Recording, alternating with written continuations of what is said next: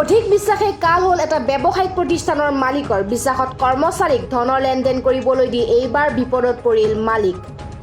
বিশ্বনাথ চাৰিআলিৰ এটা ড্ৰাগ ডিষ্ট্ৰিবিউটৰৰ লক্ষাধিক টকা আত্মসাৎ কৰি ধৰা পৰিল এটা চোৰ। বিগত ৩ বছৰ ধৰি বিনায়ক ড্ৰাগ ডিষ্ট্ৰিবিউটৰৰ নামৰ ব্যৱসায়িক প্ৰতিষ্ঠানখনত কৰ্মচাৰী হিচাপে কৰ্মৰত হৈ আছিল বিশ্বনাথ চাৰিআলিৰ বৰকুৰা গাঁৱৰ বিকাশ বিশ্বকৰ্মা নামৰ যুৱকজন। ব্যৱসায়িক প্ৰতিষ্ঠানখনৰ ধনৰ লেনদেন কাম কৰা যুৱকজনে পৰিকল্পনা কৰি মালিকে গম নোপোৱাকৈ প্ৰতিদিনে আত্মসাৎ কৰি আহিছিল ধন। শেহতীয়াকৈ ডিষ্ট্ৰিবিউটৰটোৰ হিচাপ পৰীক্ষা কৰাৰ পিছতহে পোহৰলৈ আহিছিল বহু পৰিমাণৰ ধনৰ বিত্তীয় খেলিমেলি। দৈনিক ৰচিদ প্ৰদান কৰা ফাৰ্মাচীসমূহৰ পৰা ধন সংগ্ৰহৰ পৰিমাণ আৰু ডিষ্ট্ৰিবিউটৰৰ হিচাপৰ বহীত যুৱকজনে নিজে স্বাক্ষৰ কৰি স্বত্বাধিকাৰীক চমজাই দিয়া ধনৰ পৰিমাণৰ মাজত ধৰা পৰিল পাৰ্থক্য। এইদৰে প্ৰতিদিনে মালিকৰ চকুত ধূলি দি যুৱকজনে ধন আত্মসাৎ কৰি লক্ষাধিক টকাৰ খেলিমেলি কৰাৰ অভিযোগ দাখিল কৰা হৈছে বিশ্বনাথ চাৰিআলিৰ থানাত।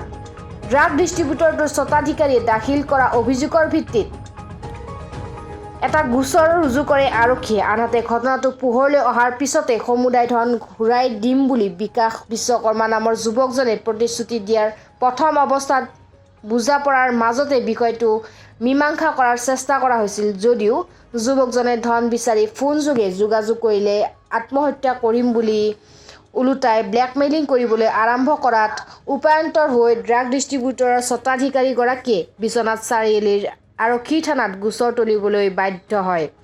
আৰক্ষীয়ে বিকাশ বিশ্বকৰ্মা নামৰ যুৱকজনক কায়ত্ব কৰি আদালতত হাজিৰ কৰি ন্যায়িক জিম্মালৈ প্ৰেৰণ কৰিছে। ইফালে আত্মসাৎ কৰা ধনেৰে চাৰিচকীয়া বিলাসী বাহন ক্ৰয় কৰাৰ অভিযোগ উত্থাপিত হৈছে যুৱকজনৰ বিৰুদ্ধে। এই ঘটনাই বিশ্বনাথ চাৰিআলিৰ ব্যৱসায়িক মহলৰ মাজত তীব্ৰ প্ৰতিক্ৰিয়াৰ সৃষ্টি কৰিছে। মোৰ হাজবেণ্ড আৰু মই মিলি এখন মেডিচিন ডিষ্ট্ৰিবিউটৰ চলাওঁ, বিনায়ক ড্ৰাগ ডিষ্ট্ৰিবিউটৰ্ছ নামৰ। আৰু তাতে এজন কৰ্মচাৰী বিকাশ বিশ্বকৰ্মা নামৰ 2018 চনৰ পৰা আমাৰ ডিষ্ট্ৰিবিউটৰ তেওঁ কাম কৰি আছিলে। আৰু আমাৰ দোকানৰ যিমান হিচাপ নিকাচ আৰু যিহেতু ডিষ্ট্ৰিবিউটৰত কালেকশ্যন কৰিবলৈ যাব লাগে, সম্পূৰ্ণ পইচা পাতি তেওঁৱেই চম্ভালি আছিলে। আৰু 2018 চনৰ পৰাই তেওঁ বহুতো হিচাপ খেলি মেলি কৰিছে। আৰু যোৱা মাৰ্চৰ 26 তাৰিখে আমি যেতিয়া হিচাপখিনি চালোঁ, যিহেতু বহুতো খেলি মেলি পাই থকা হৈছিলে, কিন্তু আমি যথেষ্ট বিশ্বাস কৰি সেই কৰ্মচাৰীজনক আমি ৰাখিছিলোঁ। আৰু তাৰপিছত যেতিয়া বহুতো হিচাপ খেলি মেলি পোৱা গ'ল, তেতিয়া মই আৰু মোৰ হাজবেণ্ডে হিচাপখিনি পৰীক্ষা কৰি চালোঁ। পৰীক্ষা কৰাৰ পিছত বহু পৰিমাণৰ ধনৰ আচলতে খেলি মেলি দেখা পোৱা গৈছে।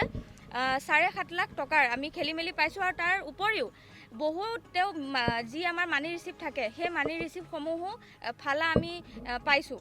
আৰু যিসমূহ আমাৰ মানে ফাৰ্মাচীত আমাৰ বস্তু যায়, আমাৰ ঔষধ যায়, সেই ফাৰ্মাচীসমূহৰ লেজাৰ আৰু আমাৰ কম্পিউটাৰত যিখিনি লেজাৰ আছে, সেই লেজাৰখিনিৰ মাজত বহু পাৰ্থক্য আচলতে দেখা পোৱা গৈছে। আৰু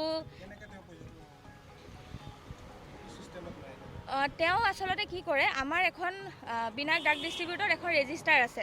আৰু তেওঁ যিটো পইচা উঠাই আনে, সেই এমাউণ্টটো সেই ৰেজিষ্টাৰখনত তেওঁ এণ্ট্ৰি কৰে।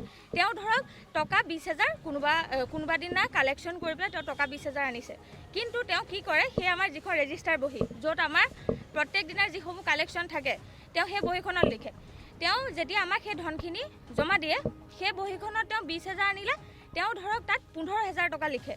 আৰু যিহেতু আমি যথেষ্ট বিশ্বাস কৰিছিলোঁ সেই বিকাশ বিশ্বকৰ্মাক, সেইবাবে আমি সেই বহীখনত তেওঁ ৰেজিষ্টাৰত যি লিখিছিলে, আমি সেইখন চাই সেই পইচাটো আমি একচেপ্ট কৰি লৈছিলোঁ।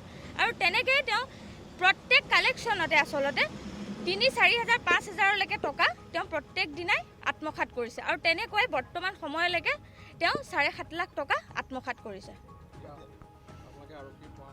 হয়, আমি বিশ্বনাথ চাৰিআলি আৰক্ষী থানাত ইতিমধ্যে এজাহাৰ দাখিল কৰিছোঁ। আৰু আমি আশাবাদী যে news desk report, red river times.